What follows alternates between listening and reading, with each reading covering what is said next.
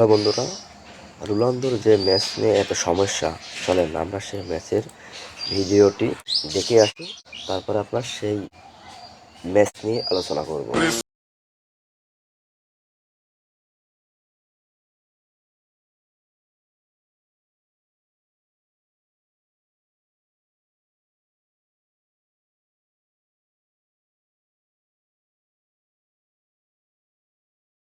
Match খেলবে আর্মেনিয়ার বিপক্ষে।